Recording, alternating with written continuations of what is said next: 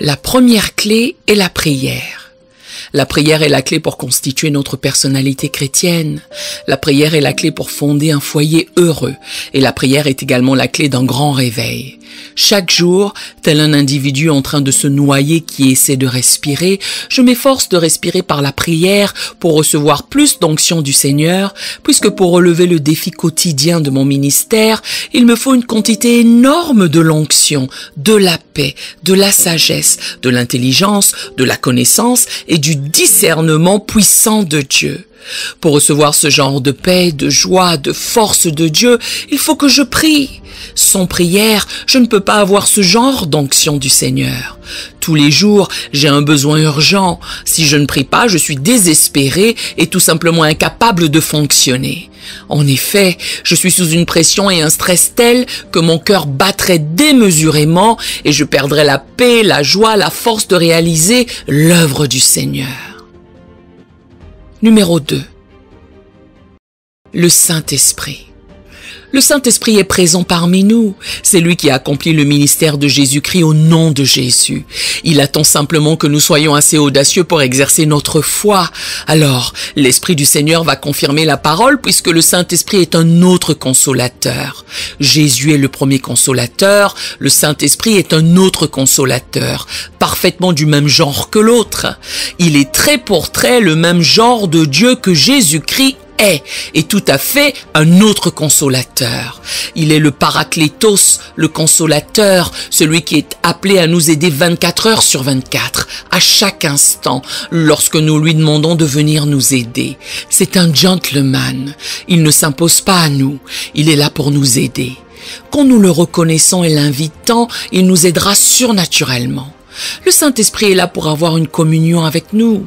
Continuons à avoir une communion avec lui, ayons une communion fraternelle, un partenariat, un transport incessant, reconnaissons l'unité, soyons conscients du Saint-Esprit dans chaque domaine de notre vie et il nous conduira, guidera, fortifiera, nous transmettra la connaissance, la sagesse, le discernement afin de nous élever dans la puissance de Jésus-Christ pour conquérir nos circonstances.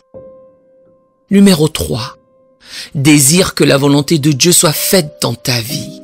Personnellement, je voudrais vraiment prendre ma retraite et me reposer pour le temps qu'il me reste à vivre.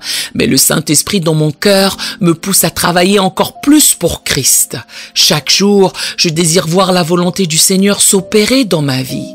Aujourd'hui encore, je priais pour savoir s'il fallait que je me repose ou que je poursuive mon œuvre pour le Seigneur. L'Esprit m'a dit, fais-le jusqu'à ta mort. Numéro 4. Sème dans ton avenir par tes déclarations. Une fois que vous avez la foi, il faut la déclarer publiquement. Votre foi ne doit pas être cachée, mais visible. Jésus articulait chaque fois qu'il guérissait les malades qu'il en soit fait selon leur foi. Il faut montrer votre foi en Jésus-Christ par une déclaration publique, il faut déclarer la parole. Les mots que vous prononcez deviendront la semence de votre avenir. En parlant, vous plantez la graine de l'avenir. Si vous plantez la mauvaise graine, vous aurez un mauvais avenir, mais si vous plantez le bon genre de graine, vous aurez une récolte abondante. Un grand nombre, après avoir connu l'échec, renient leur foi par une mauvaise profession de foi, en plantant un mauvais type de graines, des graines négatives. Il y a donc une perturbation. Vous devez créer votre avenir par vos déclarations. Chaque mot que vous prononcez est une semence pour votre avenir. La Bible énonce, ce que tu liras sur la terre sera lié dans les cieux, et ce que tu délieras sur la terre sera délié dans les cieux. Matthieu 16, 19. Comment lier et comment délier? Par vos paroles, par votre déclaration. Le ciel est aux aguets de ce qui sort de votre bouche. Il est capital de déclarer, de faire le bon type de profession de foi. Numéro 5. Réclame le réma. Ô Seigneur, je te remercie pour ce pain, cette magnifique parole de Dieu, la Bible, puisque je reçois toutes les informations sur Dieu et son royaume par elle. Dieu, s'il te plaît, donne-moi le réma tous les jours. Le réma est une parole de Dieu pour une personne spécifique à un moment spécifique.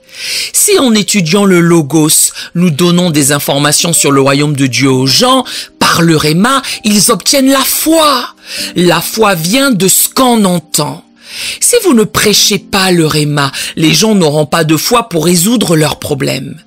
J'ai toujours un besoin urgent de recevoir le réma du Seigneur. Le mercredi, je fais une étude biblique, mais le dimanche, il faut que je reçoive la parole de Dieu directement de lui. Pas seulement une parole écrite, mais aussi une parole parlée. Je veux entendre sa parole.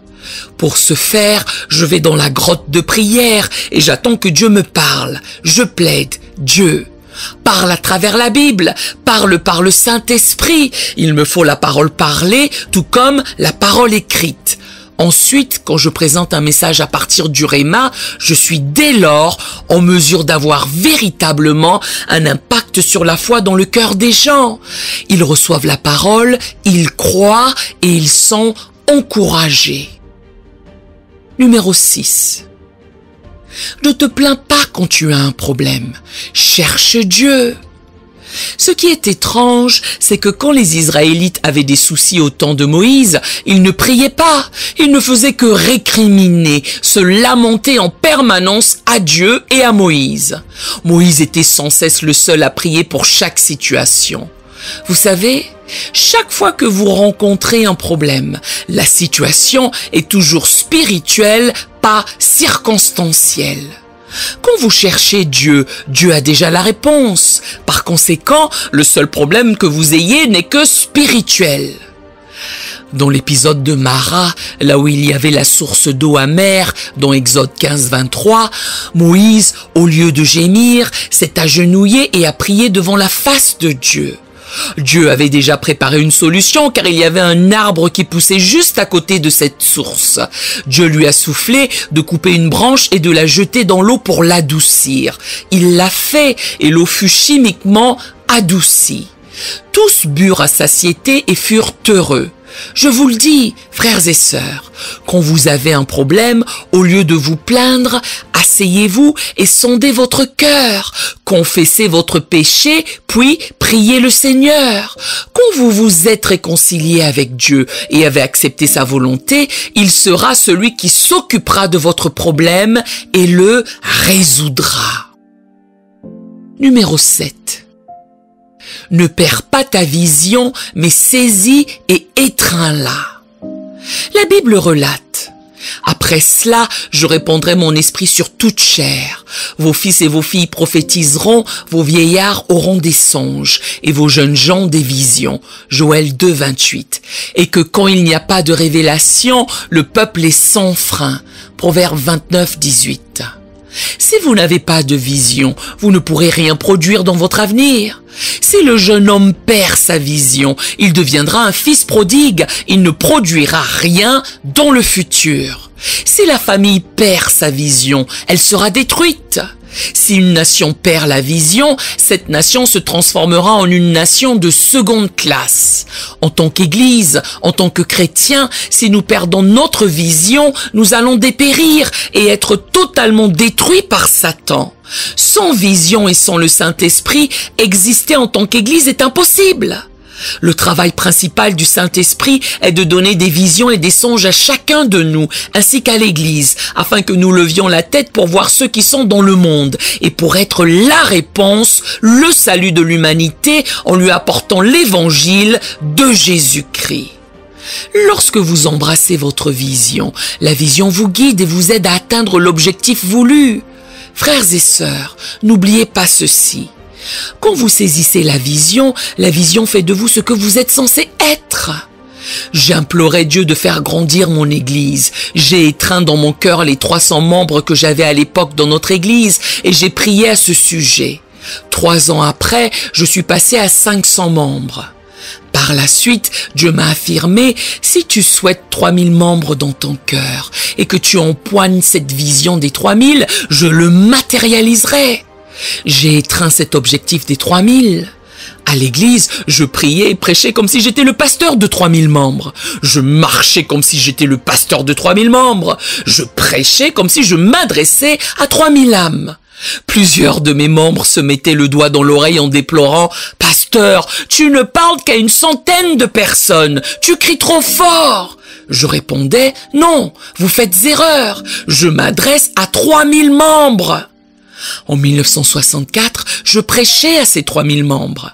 Dieu n'a fait qu'accroître l'objectif de la vision, puisque nous sommes passés à 6 000, puis à 10 000, 100 000, 300 000 et un demi-million.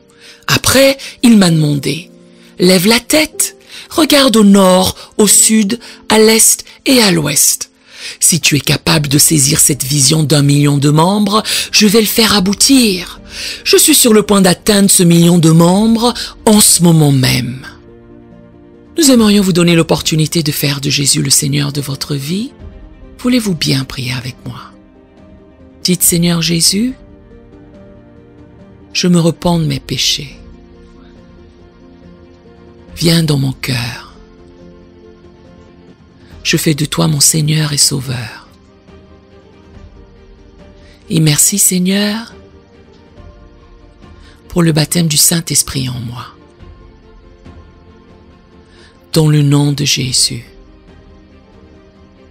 Par cette simple prière, nous croyons que vous êtes nés de nouveau, allez dans une bonne église qui est basée sur la Bible, donnez à Dieu la première place.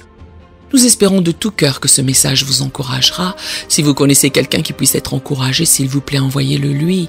Édifions le corps de Christ ensemble. Nous publions un nouveau message chaque lundi et un message court chaque jeudi. Appuyez sur la cloche de notification pour vous le rappeler. Merci infiniment de nous soutenir en vous abonnant à notre chaîne. Que Dieu vous bénisse abondamment.